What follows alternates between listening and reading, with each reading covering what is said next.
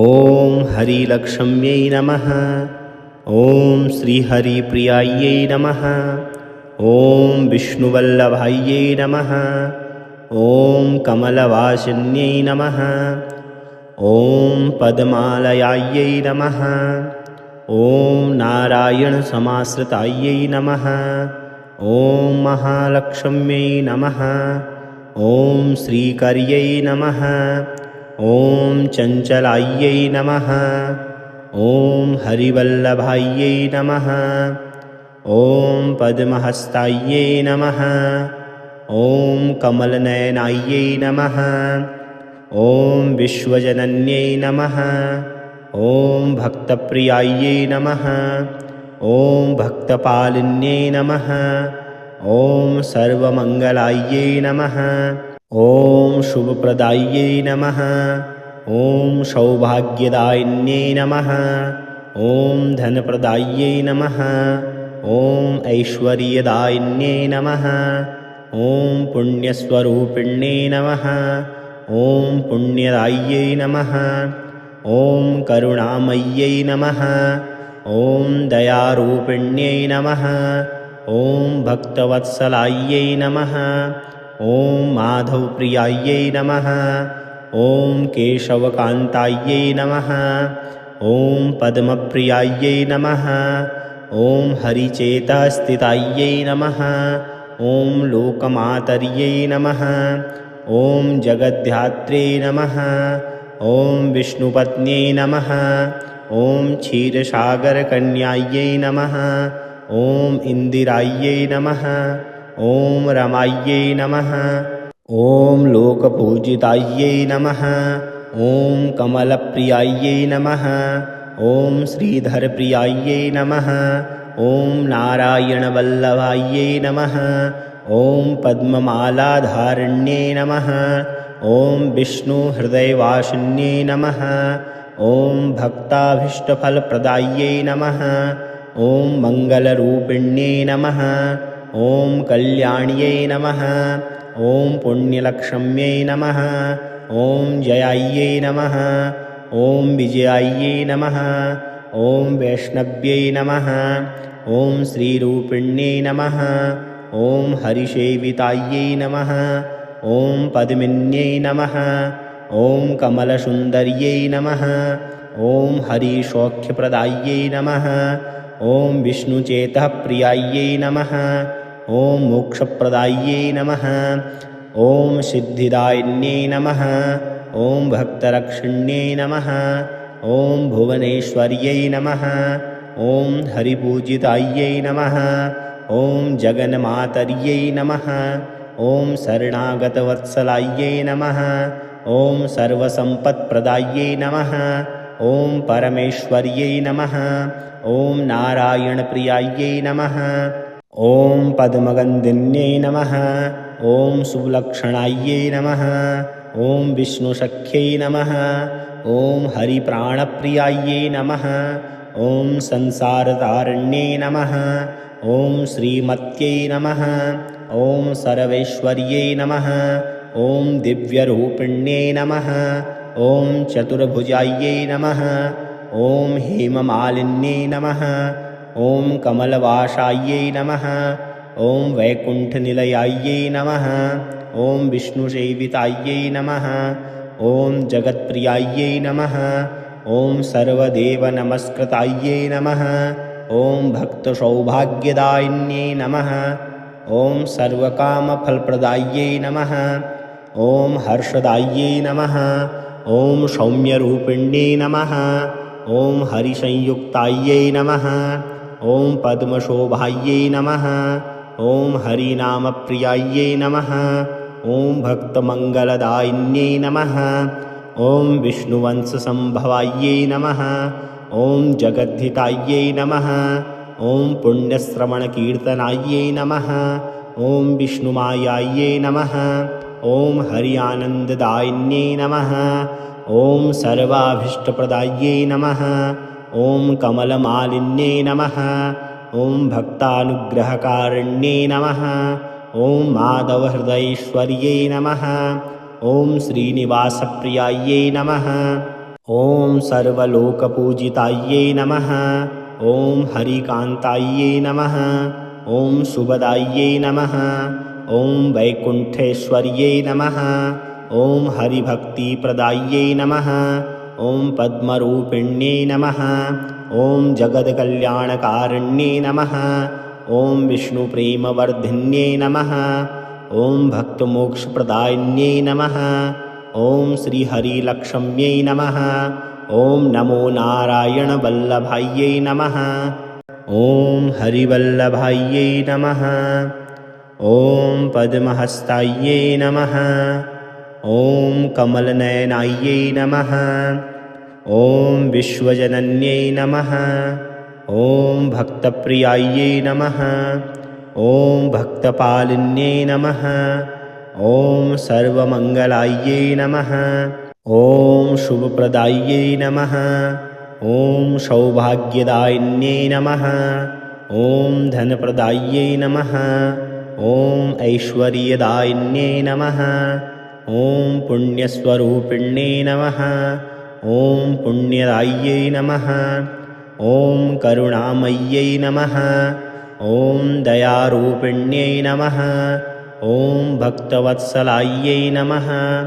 ॐ माधवप्रियायै नमः। ॐ केशवकान्तायै नमः। ॐ पद्मप्रियायै नमः। ॐ हरिचेतस्थितायै नमः। ॐ लोकमातर्यै नमः। ॐ जगद्धात्रे नमः। ॐ विष्णुपत्न्यै नमः। ॐ क्षीरसागरकन्यायै नमः। ॐ इन्दिरायै नमः। ॐ रमायै नमः। ॐ लोकपूजितायै नमः। ॐ कमलप्रियायै नमः। ॐ श्रीधरप्रियायै नमः। ॐ नारायणवल्लभायै नमः। ॐ पद्ममालाधारिण्यै नमः। ॐ विष्णुहृदयवासिन्यै नमः। ॐ भक्ताभीष्टफलप्रदायै नमः। ॐ मङ्गलरूपिण्यै नमः। ॐ कल्याण्यै नमः। ॐ पुण्यलक्ष्म्यै नमः। ॐ जयायै नमः। ॐ विजयायै नमः। ॐ वैष्णव्यै नमः। ॐ श्रीरूपिण्यै नमः। ॐ हरिसेवितायै नमः। ॐ पद्मिन्यै नमः। ॐ कमलसुन्दर्यै नमः। ॐ हरिसौख्यप्रदायै नमः। ॐ विष्णुचेतःप्रियायै नमः। ॐ मोक्षप्रदायै नमः। ॐ सिद्धिदायिन्यै नमः। ॐ भक्तरक्षिण्यै नमः। ॐ भुवनेश्वर्यै नमः। ॐ हरिपूजितायै नमः। ॐ जगन्मातर्यै नमः। ॐ शरणागतवत्सलायै नमः। ॐ सर्वसम्पत्प्रदायै नमः। ॐ परमेश्वर्यै नमः। ॐ नारायणप्रियायै नमः। ॐ पद्मगन्धिन्यै नमः। ॐ सुलक्षणायै नमः। ॐ विष्णुसख्यै नमः। ॐ हरिप्राणप्रियायै नमः। ॐ संसारतारिण्यै नमः। ॐ श्रीमत्यै नमः। ॐ सर्वेश्वर्यै नमः। ॐ दिव्यरूपिण्यै नमः। ॐ चतुर्भुजायै नमः। ॐ हेममालिन्यै नमः। ॐ कमलवासायै नमः। ॐ वैकुण्ठनिलयायै नमः। ॐ विष्णुसेवितायै नमः। ॐ जगत्प्रियायै नमः। ॐ सर्वदेवनमस्कृतायै नमः। ॐ भक्तसौभाग्यदायिन्यै नमः। ॐ सर्वकामफलप्रदायै नमः। ॐ हर्षदायै नमः। ॐ सौम्यरूपिण्यै नमः। ॐ हरिसंयुक्तायै नमः। ॐ पद्मशोभायै नमः। ॐ हरिनामप्रियायै नमः। ॐ भक्तमङ्गलदायिन्यै नमः। ॐ विष्णुवंशसम्भवायै नमः। ॐ जगद्धितायै नमः। ॐ पुण्यश्रवणकीर्तनायै नमः। ॐ विष्णुमायायै नमः। ॐ हरि-आनन्ददायिन्यै नमः। ॐ सर्वाभीष्टप्रदायै नमः। ॐ कमलमालिन्यै नमः। ॐ भक्तानुग्रहकारिण्यै नमः। ॐ माधवहृदयेश्वर्यै नमः। ॐ श्रीनिवासप्रियायै नमः। ॐ सर्वलोकपूजितायै नमः। ॐ हरिकान्तायै नमः। ॐ सुभदायै नमः। ॐ वैकुण्ठेश्वर्यै नमः। ॐ हरिभक्तिप्रदायै नमः। ॐ पद्मरूपिण्यै नमः। ॐ जगत्कल्याणकारिण्यै नमः। ॐ विष्णुप्रेमवर्धिन्यै नमः। ॐ भक्तमोक्षप्रदायिन्यै नमः। ॐ श्रीहरिलक्ष्म्यै नमः। ॐ नमो नारायणवल्लभायै नमः। ॐ धनप्रदायिन्यै नमः। ॐ ऐश्वर्यदायिन्यै नमः। ॐ पुण्यस्वरूपिण्यै नमः। ॐ पुण्यदायिन्यै नमः। ॐ करुणामय्यै नमः। ॐ दयारूपिण्यै नमः।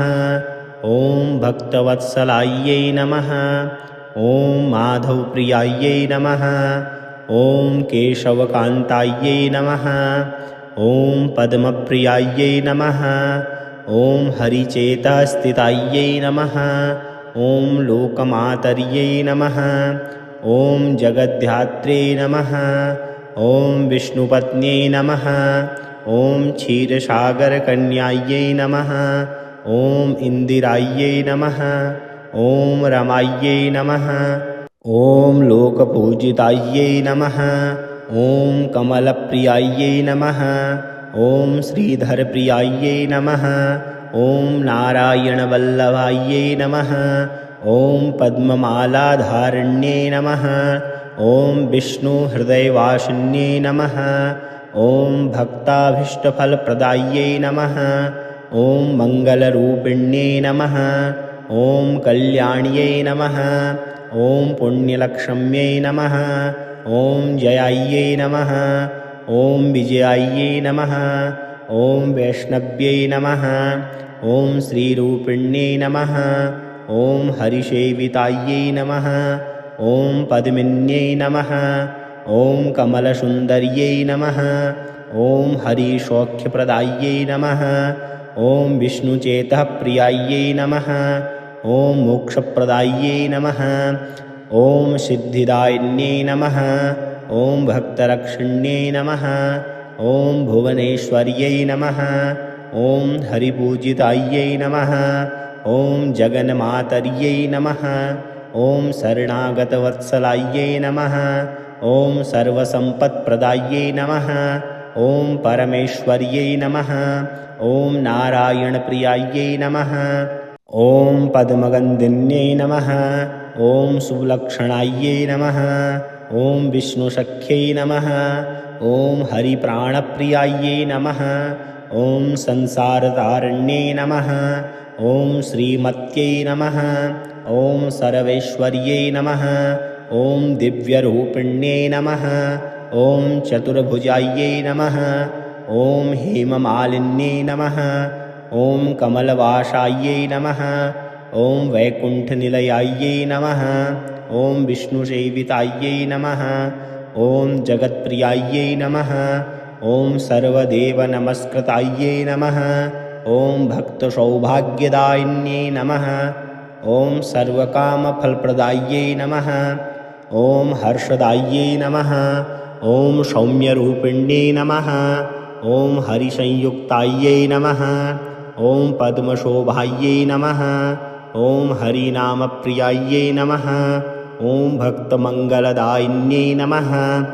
ॐ विष्णुवंशसम्भवायै नमः। ॐ जगद्धितायै नमः। ॐ पुण्यश्रवणकीर्तनायै नमः। ॐ विष्णुमायायै नमः। ॐ हरिआनन्ददायिन्यै नमः। ॐ सर्वाभीष्टप्रदायै नमः। ॐ कमलमालिन्यै नमः। ॐ भक्तानुग्रहकारिण्यै नमः। ॐ माधवहृदयेश्वर्यै नमः। ॐ श्रीनिवासप्रियायै नमः। ॐ सर्वलोकपूजितायै नमः। ॐ हरिकान्तायै नमः। ॐ सुभदायै नमः। ॐ वैकुण्ठेश्वर्यै नमः। ॐ हरिभक्तिप्रदायै नमः। ॐ पद्मरूपिण्यै नमः। ॐ जगत्कल्याणकारिण्यै नमः। ॐ विष्णुप्रेमवर्धिन्यै नमः। ॐ भक्तमोक्षप्रदायिन्यै नमः। ॐ श्रीहरिलक्ष्म्यै नमः। ॐ नमो नारायणवल्लभायै नमः। ॐ पद्मप्रियायै नमः। ॐ हरिचेतस्थितायै नमः। ॐ लोकमातर्यै नमः। ॐ जगद्धात्रे नमः। ॐ विष्णुपत्न्यै नमः। ॐ क्षीरसागरकन्यायै नमः। ॐ इन्दिरायै नमः। ॐ रमायै नमः। ॐ लोकपूजितायै नमः। ॐ कमलप्रियायै नमः। ॐ श्रीधरप्रियायै नमः। ॐ नारायणवल्लभायै नमः। ॐ पद्ममालाधारिण्यै नमः। ॐ विष्णुहृदयवासिन्यै नमः। ॐ भक्ताभीष्टफलप्रदायै नमः। ॐ मङ्गलरूपिण्यै नमः। ॐ कल्याण्यै नमः। ॐ पुण्यलक्ष्म्यै नमः। ॐ जयायै नमः। ॐ विजयायै नमः। ॐ वैष्णव्यै नमः। ॐ श्रीरूपिण्यै नमः। ॐ हरिसेवितायै नमः। ॐ पद्मिन्यै नमः। ॐ कमलसुन्दर्यै नमः। ॐ हरिसौख्यप्रदायै नमः। ॐ विष्णुचेतःप्रियायै नमः। ॐ मोक्षप्रदायै नमः। ॐ सिद्धिदायिन्यै नमः। ॐ भक्तरक्षिण्यै नमः। ॐ भुवनेश्वर्यै नमः। ॐ हरिपूजितायै नमः। ॐ जगन्मातर्यै नमः। ॐ शरणागतवत्सलायै नमः। ॐ सर्वसम्पत्प्रदायै नमः। ॐ परमेश्वर्यै नमः। ॐ नारायणप्रियायै नमः। ॐ पद्मगन्धिन्यै नमः। ॐ सुलक्षणायै नमः। ॐ विष्णुसख्यै नमः। ॐ हरिप्राणप्रियायै नमः। ॐ संसारतारिण्यै नमः। ॐ श्रीमत्यै नमः। ॐ सर्वेश्वर्यै नमः। ॐ दिव्यरूपिण्यै नमः। ॐ चतुर्भुजायै नमः। ॐ हेममालिन्यै नमः। ॐ कमलवासायै नमः। ॐ वैकुण्ठनिलयायै नमः। ॐ विष्णुसेवितायै नमः। ॐ जगत्प्रियायै नमः। ॐ सर्वदेवनमस्कृतायै नमः। ॐ भक्तसौभाग्यदायिन्यै नमः।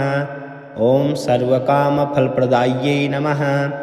ॐ हर्षदायै नमः। ॐ सौम्यरूपिण्यै नमः। ॐ हरिसंयुक्तायै नमः। ॐ पद्मशोभायै नमः। ॐ हरिनामप्रियायै नमः। ॐ भक्तमङ्गलदायिन्यै नमः। ॐ विष्णुवंशसम्भवायै नमः। ॐ जगद्धितायै नमः। ॐ पुण्यश्रवणकीर्तनायै नमः। ॐ विष्णुमायायै नमः। ॐ हरिआनन्ददायिन्यै नमः। ॐ सर्वाभीष्टप्रदायै नमः। ॐ कमलमालिन्यै नमः। ॐ भक्तानुग्रहकारिण्यै नमः। ॐ माधवहृदयेश्वर्यै नमः। ॐ श्रीनिवासप्रियायै नमः। ॐ सर्वलोकपूजितायै नमः। ॐ हरिकान्तायै नमः। ॐ सुभदायै नमः। ॐ वैकुण्ठेश्वर्यै नमः। ॐ हरिभक्तिप्रदायै नमः। ॐ पद्मरूपिण्यै नमः। ॐ जगत्कल्याणकारिण्यै नमः। ॐ विष्णुप्रेमवर्धिन्यै नमः। ॐ भक्तमोक्षप्रदायिन्यै नमः। ॐ श्रीहरिलक्ष्म्यै नमः। ॐ नमो नारायणवल्लभायै नमः।